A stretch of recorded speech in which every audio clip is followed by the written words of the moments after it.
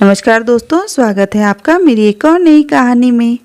आधी रात में सरला जी की नींद खुल गई थी और बेटे राहुल को बहू के कमरे की बजाय अपने बिस्तर पर बच्चों की तरह आड़ा तिरछा लेटा हुआ पाकर आज फिर उनका दिल आशंकाओं से भर उठा था। राहुल के सर के नीचे एक तकिया लगा उसके माथे को सहलाते हुए सरला जी धीरे से बुदबुदाई, राहुल बेटा, अब तो कुछ परेशान सा रहता है। नहीं माँ, शायद सरला जी के स्पर्श से बेटे राहुल की कच्ची नींद भी खुल गई थी और वह करवट ले माँ के करीब आ गया था। पिछले महीने सरला जी के पति के गुजर जाने के बाद से सरला जी को भी गहरी नींद कहाँ आती थी। रातें तो यूं ही आंखें मूंद हल्की झपकियों में ही कट रही थी। ऊपर से बेटे की यह बेचैनी, आजकल जाने कब तू मेरे बिस्तर पर आकर सो जाता है, बहू से नाराज है क्या? सरला जी ने राहुल से पूछा। नहीं माँ, राहुल बोला। किसी अपोध बालक की तरह माँ से लिपटने की कोशिश करता राहुल इस सवाल को टाल गया। सरला जी ने वहीं बिस्तर से सटे मेज पर रखे तांबे के लोटे से एक घुट पानी पीकर लोटा वापस मेज पर रख दिया था और बिस्तर पर लेटने की बजाय एक तकिए का सहारा ले दीवार से अपनी पीठ टिका बैठ गई थी। फिर क्या बात है बेटा? कुछ भी नहीं माँ, राहुल ने उत्तर दिया। माँ की गोद को छोटे बच्चे की तरह बाहों में भरने की कोशिश करता वह उसके हर सवाल को खारिज कर रहा था।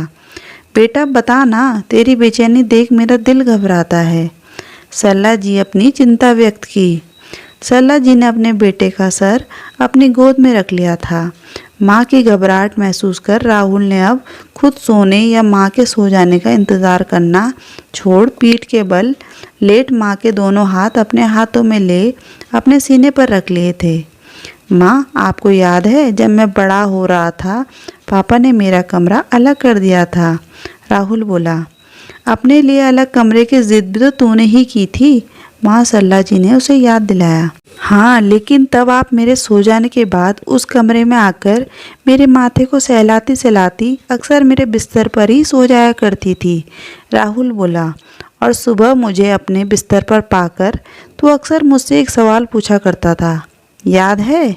सोई गहरी रात में माँ बेटे भूली बिसरी बातें याद कर रहे थे। हाँ याद है।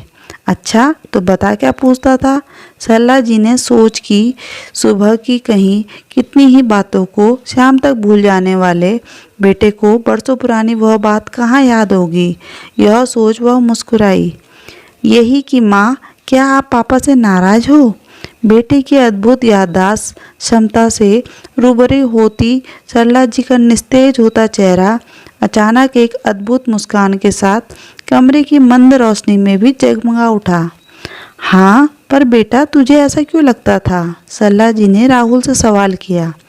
आज वर्षों बाद शायद एक माँ भी शिद्दत से बेटे के मन की उस बात को जान लेना चाहती थी जिसे जानने की फुर्सत उसे आज से पहले कभी नहीं मिली, क्योंकि मैं आपको हमेशा पापा के साथ देखना चाहता था। पिता को याद करते हुए राहुल ने अपने सीने पर रखे सरला जी के दोनों हाथों पर अपनी पकड़ मजबूत की थी। बेटा, मैं भी तुम्हें हमेशा बहू के साथ देखना चाहती हूँ, सरला जी ने झुककर अपने बेटे का माथा चूमकर कहा। माँ, तब आप पापा को कमरे में अकेला छोड़ मेरे पास क्यों आ जाती थी? बरसों बाद राहुल भी अपने मन की जिज्ञासा सरला जी के सामने रख रहा था। बेटा, मुझे डर लगता था कि अकेले कमरे में कहीं तू डर ना जाए। माँ, अब जब पापा नहीं रहे मुझे भी यही डर लगता है। क्यों बेटा? माँ अपने बेटे का डर जानने को अधीर हो उठी। कहीं आप अपने अकेलेपन से डर ना जाओ, इसीलिए मैं इसके आगे वह कुछ ही नहीं कह पाया। माँ बेटा एक दूसरे से लिपट गए थे और सारे शब्द आंसुओं में बह गए थे। दोस्तों, आज की कहानी आपको कैसी लगी हमें कमेंट में ज़रूर बताइएगा। चैनल अगर आपने अभी तक सब्सक्राइब नहीं किया है तो ज़रूर से ज़रूर सब्सक्राइब कर दें और बेल आइकन भी प्रेस कर दें, जिससे आपको लेटेस्ट वीडियोस की नोटिफिकेशन मिलती रहें। कहानी पूरी सुनने के लिए धन्यवाद।